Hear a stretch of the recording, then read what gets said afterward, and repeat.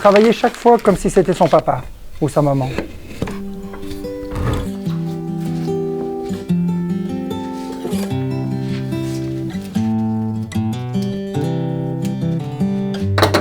Alors voilà, de formation, je suis horticulteur et par le métier d'horticulteur, je suis arrivé à fleuriste. Par le métier de fleuriste, je suis arrivé dans les cryptes à livrer des gerbes et des couronnes.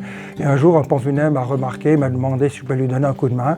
Et c'est comme ça que j'ai mis mes premiers pieds, mes premiers pas dans le métier des pompes funèbres. Avec le recul, je dirais que c'est un métier qu'il ne faut pas faire avant la quarantaine. Il faut d'abord vivre sa vie, il faut d'abord faire toutes les expériences qu'on doit faire dans une vie. Et puis, ben voilà, à partir de 40, 45 ans, tout d'un coup, on voit qu'on a appris des choses et il y a un fil rouge qui nous conduit, qui nous amène dans certains domaines de la vie, quoi. Et moi, ça a été, ben voilà, ça a été dans les pompes funèbres. C'est présentable. Les plus beaux enterrements que j'ai faits, c'est quand même pratiquement toujours avec les handicapés. Ils ont un plus. Ils ont quelque chose. On ne s'approche pas assez d'eux. On ne les aime pas assez. On ne les côtoie pas assez. On ne les met pas assez en avant.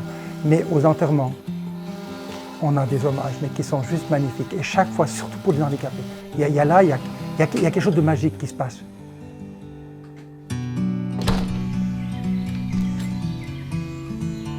On a cette Notre-Dame-du-Cé qui est dans le Rocher.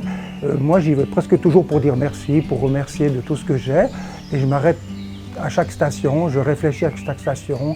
Je me mets toujours dans la foule qui accompagnait Jésus, hein, le Vendredi Saint. Et je me pose souvent la question de quel côté j'aurais été. Je suis toujours du mauvais côté, en principe. Alors, ma famille, naturellement, mes amis, ma société, les gens que je connais, les défunts que j'ai de la semaine.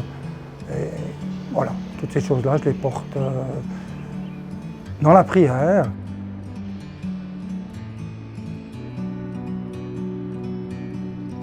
Je me rends compte, peut-être plus que les autres gens, à quel point la vie passe très vite. J'ai perdu des amis, je crois que ça fait 2 ou 3 ans, d'un coup je regarde sur la date, non, ça fait déjà 7, 8, 10, 15 ans.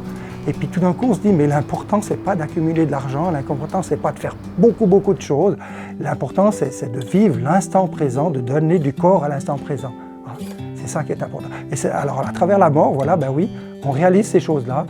Alors on devrait aller plus souvent dans les cimetières, on devrait plus souvent s'arrêter sur le thème de la mort et tout ça, mais dans ce sens positif des choses. De nous aider à aimer la vie, à la vivre avec un V majuscule.